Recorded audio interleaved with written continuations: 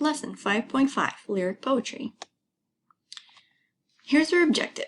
To analyze the choice of lines composed a few miles above Tintern Abbey or From the Prelude by William Wordsworth in order to identify the poetic structure of romantic lyric poetry and cite evidence on a mastery check. Criteria for success. Identify structural elements, variable stanza lengths, simple language, blank verse, fluid line breaks, also called enjambment. Cite evidence from the poem and articulate how the evidence, lines from the poem, affects the meaning of the poem or affects the reader. Lyric poetry. Lyric poetry expresses the personal thoughts and feelings of a single speaker. The earliest examples of lyric poems were sung by ancient Greeks to the accompaniment of a stringed instrument called a lyre. Though no longer sung, most lyric poems have a musical quality. We also studied lyric poetry in Unit Number 1. Lyric poetry continued. William Wordsworth is credited with the invention of Romanticism, a literary movement for which the lyric poem was a perfect vehicle. Lyric poems may be rhymed or unrhymed, metered or free verse. Wordsworth's poems feature the following structural elements. Variable stanza lengths. So just to recap, a stanza is a group of lines in a poem with a space break at the end. It's kind of like a paragraph in poetry. Often stanzas have a set number of lines, like a couplet has to have 2 lines. Variable length stanzas have no required number of lines. Wordsworth's stanzas flow until an idea has been fully explored. A stanza break indicates the beginning of a new thought.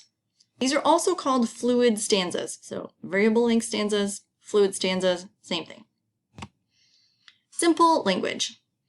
We already learned that he used simple diction, and simple language is basically the same thing.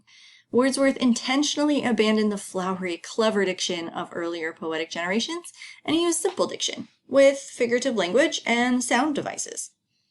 So instead of being flowery and obtuse, he decided to be simple and clear, emotional and deep. Blank verse. Wordsworth wrote in blank verse, or unrhymed iambic pentameter. Blank verse has rules, like 10 syllables per line arranged in 5 metrical feet, and each consisting of an unstressed syllable followed by a stressed syllable. Although it is highly crafted and structured, blank verse sounds like natural speech in English. So here are some examples. So reminder, blank verse, and then here's the style. His glory, by whose might all things are moved, pierces the universe, and in one part sheds more resplendence, elsewhere less. In heaven the largeliest of its light partakes, was I witness of these things, which to relate again. So, I mean, you can kind of hear the lyrical quality, and then here there's an illustration, right? So here is one foot, or one iamb, which is unstressed and stressed. Unstressed, stressed, unstressed, stressed. You could see why it would be like lyrics or, poetic. But screw your courage to the sticking place. That sounds pretty normal, but it actually follows this pattern. If you want more practice with blank verse, you can actually click on this link, which will be in the description or somewhere else linked nearby, and you can play through the activity. It's pretty cool. All right, so fluid line breaks are also known as enjambment. We also studied this in Unit 1, so it's just a recap. The end or break of a line isn't always at the end of the line. The end of the thought or the end of the sentence might be anywhere else. And usually for Wordsworth, it's like 5 or 6 lines down. He just keeps that going.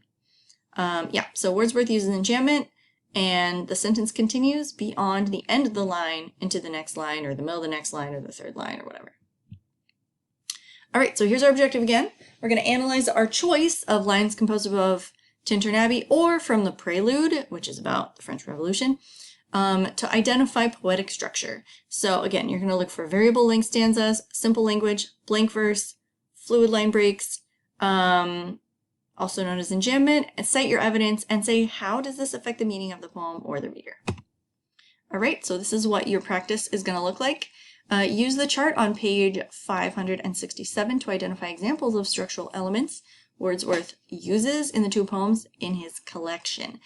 You don't have to record the entire line or the whole 6 lines or whatever it is, just record the line numbers if it's too long. And then connect. How do these techniques contribute to the effect or the meaning of the poem. Think about romanticism, think about emotional examples, being in nature, freedom, all of those values. Think about how that might play into this concept.